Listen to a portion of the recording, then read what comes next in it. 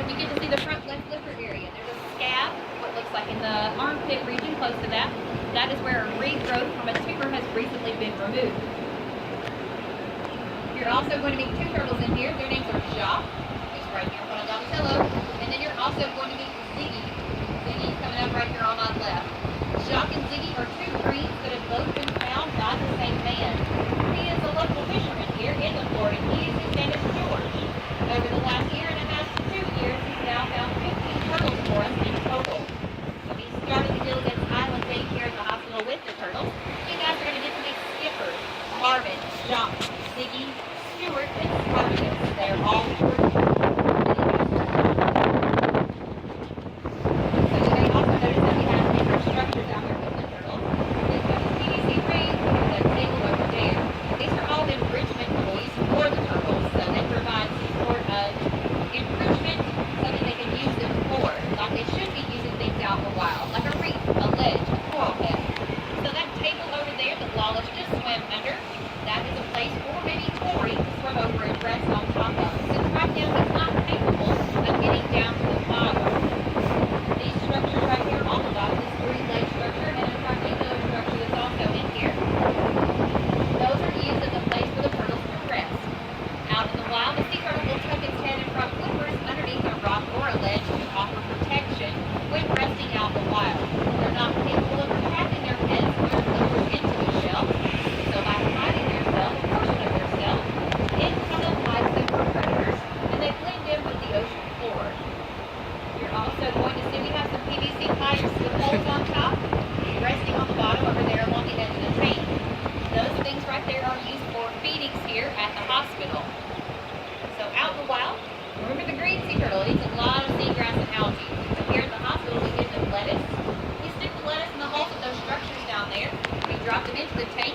The lettuce stands up and looks like seagrass to the green sea turtle. Then they're going to dive down and forage for that food like they should be doing out in the wild.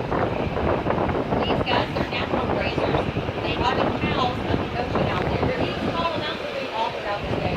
That's how we feed them here at the hospital. They get bits of fish and squid for protein. They get lettuce. And then on each program, they get something called turtle chow. Here. It's a small amount of the plant-based kibble for them to reinforce that natural grazing behavior that they have. I'm going to grab this turtle chow so you guys can get a chance to see it eat. Well, here we go, feeding time.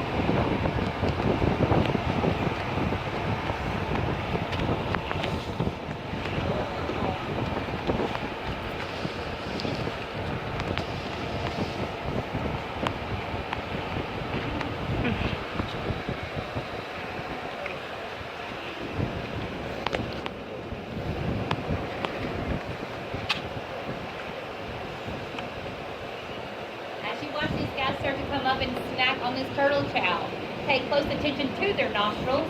You should see two streams of water shoot back out after they take a bite of food.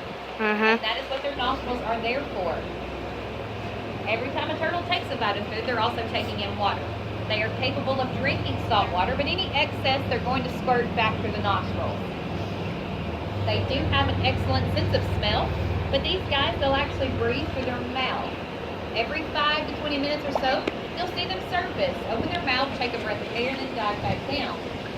But the green sea turtle, it has the longest amount of time it can go without needing a breath of air. That's about 4.5 to 5 hours for these guys.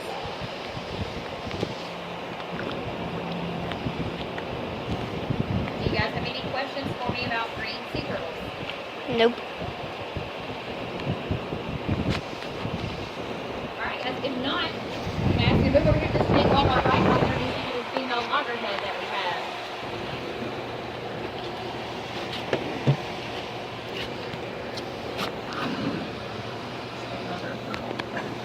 Why did I wear a long sleeve shirt?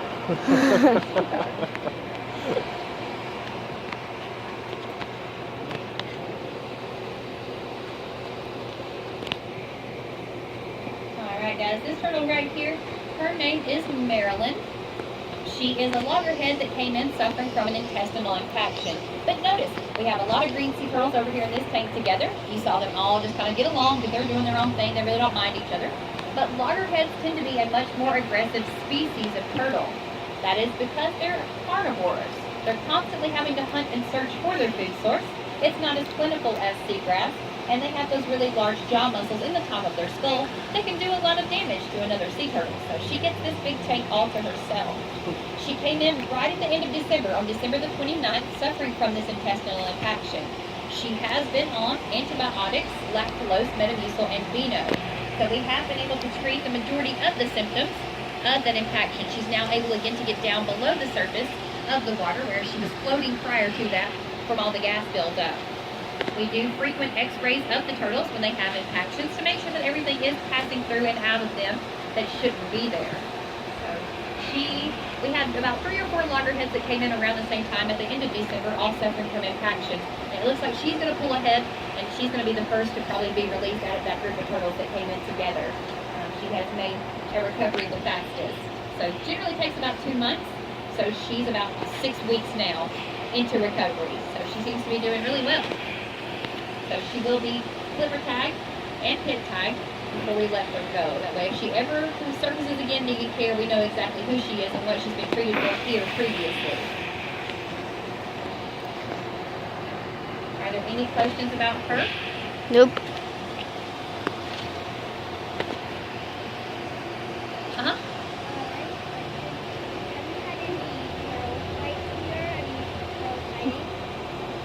Like biting fights? Yeah. Okay. Well, you're going to meet 2 turtles. One's name's Charlie. One's name is Little Fat Brianna. They're both female loggerheads that have bubble butt syndrome. So what we do for bubble butts, if they're healthy, and that's the only thing really holding them back from being considered a releasable turtle and having a healthy life, is bubble butt syndrome. What we can do for them is we can send them to live at a zoo or an aquarium if someone's interested. So we had a facility that was interested in possibly having both of them. So we put the 2 girls together to see what they would do. It didn't go very well. They were immediately pulled back apart. Cat fight broke out, turtle fight broke out. So they are each now in their own quads. Little Fat Brianna is a little more testy than Charlie. She's always been one of our more feisty and more aggressive girls, loggerheads. And we had some freakish high tides over the summer with all these full moons and these crazy things we're having going on.